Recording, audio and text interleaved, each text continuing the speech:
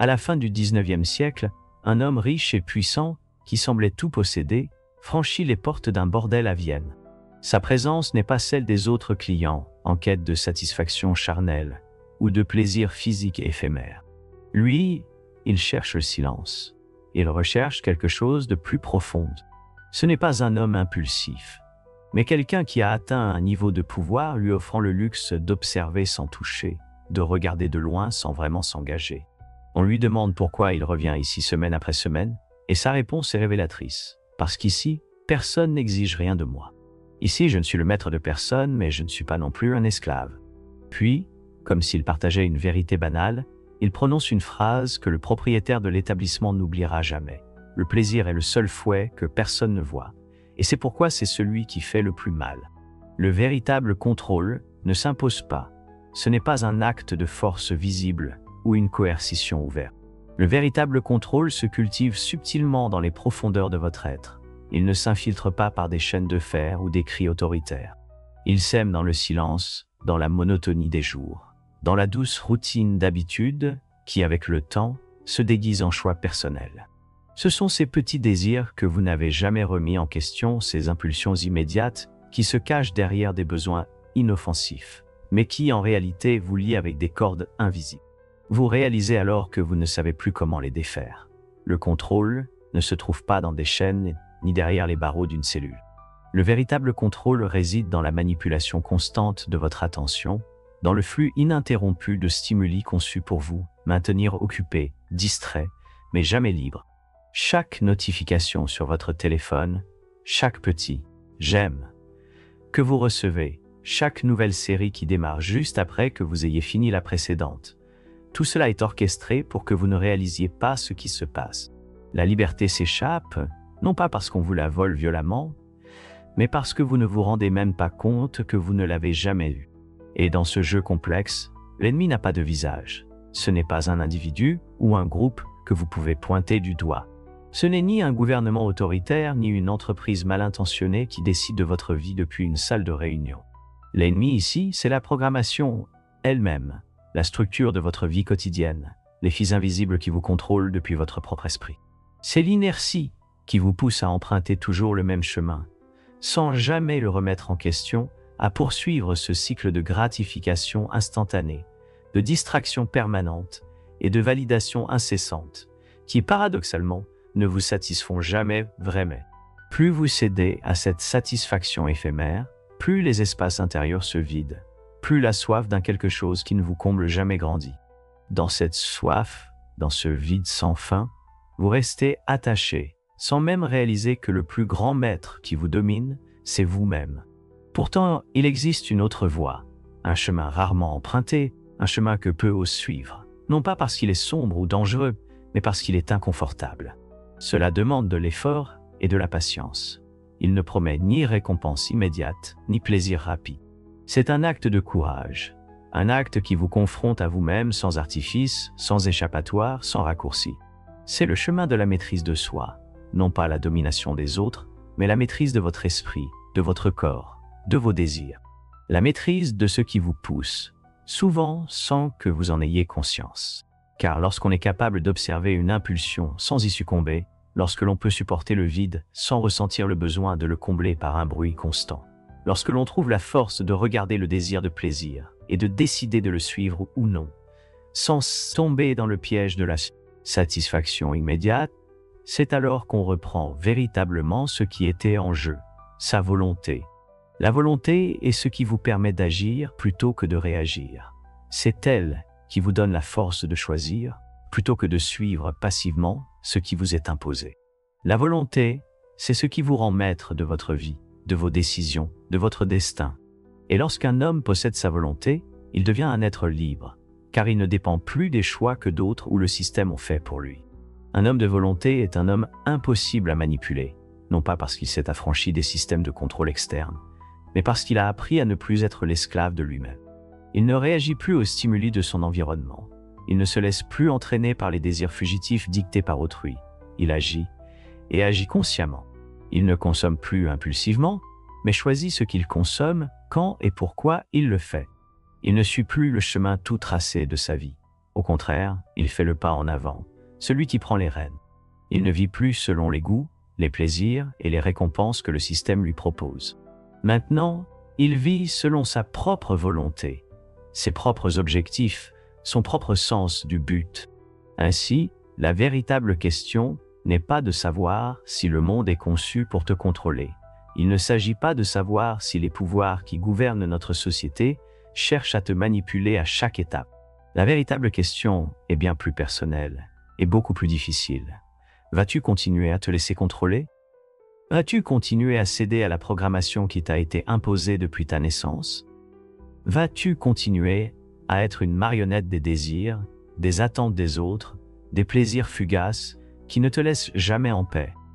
Ou au contraire, vas-tu être l'architecte de ton propre destin? Le premier pas vers la liberté, vers cette véritable liberté qui t'appartient de droit, est le plus difficile. C'est le moment où tu décides de rompre avec l'inertie, avec la programmation, avec les chaînes invisibles qui te retiennent. C'est le moment où tu prends la responsabilité de ta propre volonté, de tes propres décisions. Ce n'est pas un pas facile, ni rapide. Cela n'offre ni résultat immédiat, ni récompense instantanée, mais c'est le seul qui compte vraiment. Car une fois que tu fais ce premier pas, une fois que tu décides de ne plus être une victime de tes propres désirs, tout change. La liberté n'est pas dans un avenir lointain, elle n'est pas dans un monde idéal. La liberté est ici dans le présent, en ce moment même. Et elle est entre tes mains, dans ta capacité à choisir. Choisis judicieusement, car ce choix définira non seulement ta vie, mais aussi celle de tous ceux que tu touches par ton exemple. Alors, je te laisse avec cette réflexion. La véritable bataille ne se joue pas dans les rues, ni dans les tribunaux, ni sur les places politiques. La véritable bataille se joue en toi, dans ton esprit, dans ton cœur, dans tes choix les plus simples, et toi seul peux la gagner. Choisis judicieusement. En apparence, cela parle de quelque chose de simple, mais ce que cela révèle, en réalité, c'est l'un des secrets les plus sombres de l'âme humaine. C'est une réflexion profonde sur le pouvoir, sur la liberté et sur l'esclavage.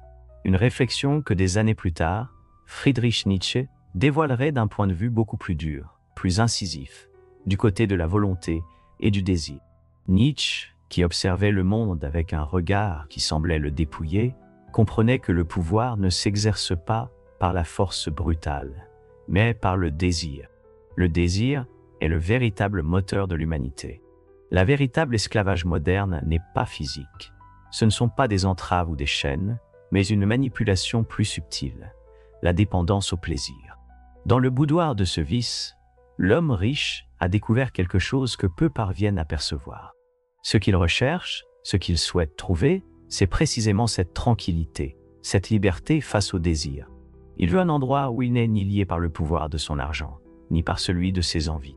Dans sa position, les gens ont tendance à attendre quelque chose de lui, à vouloir quelque chose de lui. Mais ici, entre ces murs, il rencontre quelque chose de différent, l'absence d'attente. Il n'a pas besoin de satisfaire les désirs des autres, ni de se soumettre à une autorité extérieure. Mais derrière ce simple désir de paix, de déconnexion, se cache une réflexion beaucoup plus profonde. Car ici, je ne suis le maître de personne, mais je ne suis pas non plus un esclave. Cette affirmation reflète l'un des paradoxes les plus troublants de l'humanité. Dans une société qui prône l'indépendance, le pouvoir et la domination, il y a ceux qui, en atteignant ces mêmes idéaux, se retrouvent pris au piège par les mêmes forces qui enchaînent ceux qui semblent être soumis. Le plaisir, dans ce contexte, devient le véritable maître, car il est la source qui nourrit à la fois l'indépendance et l'asservissement. Nietzsche l'avait exprimé autrement. Le vrai pouvoir n'est pas exercé par ceux qui portent une couronne, mais par ceux qui parviennent à dominer le désir des autres. Celui qui contrôle le plaisir contrôle la volonté. La volonté est l'essence même de la liberté humaine. Si quelqu'un peut manipuler ce qui vous rend heureux, ce qui vous satisfait, alors il a du pouvoir sur vous, peu importe à quel point vous pensez être libre. D'une certaine manière, la société moderne ne repose pas sur la répression ni la punition. Elle repose sur la séduction du plaisir, sur la promesse de gratification et sur la réaffirmation constante de désirs insatisfaits. C'est le point clé. Le plaisir est la chaîne invisible qui emprisonne l'individu. Ce ne sont pas des barreaux qui nous retiennent, mais la promesse constante d'une dose de satisfaction future. La promesse que si vous jouez selon les règles du système, vous continuerez à recevoir des récompenses. Le plaisir semble un don, mais il devient un piège quand l'individu n'est pas conscient qu'il est manipulé. Le vrai contrôle ne réside pas dans la punition ni dans l'autorité explicite, mais dans la création d'une addiction que les gens ne voient pas, mais à laquelle ils ne peuvent échapper. Ce que Nietzsche percevait à son époque, ce qu'il décrivait si magistralement, est aujourd'hui encore plus vrai qu'à son époque. Nous vivons à une époque où les plaisirs sont à portée de clic. Il n'est plus nécessaire de se battre pour obtenir ce que nous désirons. Il suffit de glisser un doigt, d'appuyer sur un bouton, et le plaisir arrive, immédiat, répétitif, mais jamais vraiment satisfaisant.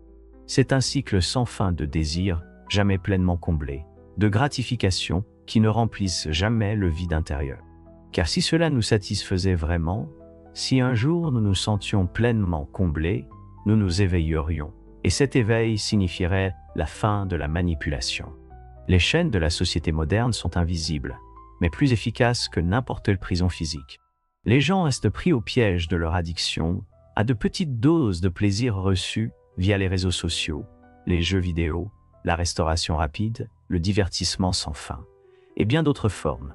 Ces addictions nous enferment dans une routine insensée où nous avançons grâce à des renforcements immédiats, des récompenses éphémères, mais jamais guidés par un vrai but, un objectif plus profond.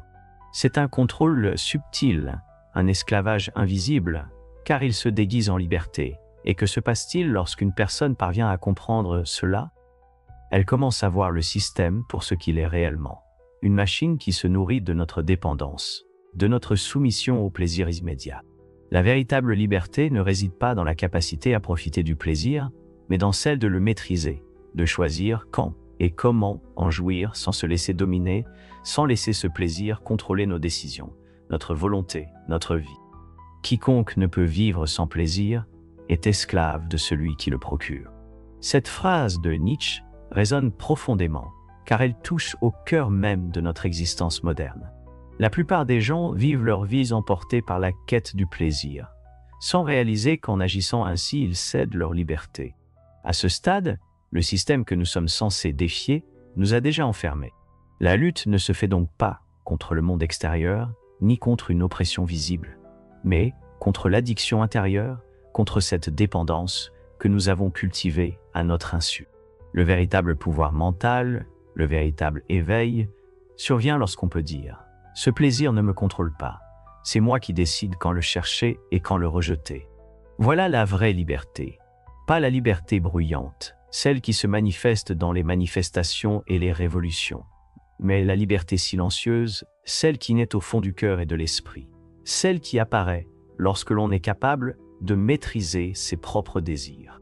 Car si vous contrôlez vos désirs, vous contrôlez vos actions. Et si vous contrôlez vos actions, vous pouvez dominer votre réalité. Et si vous pouvez dominer votre réalité, alors aucun système ne pourra jamais vous piéger.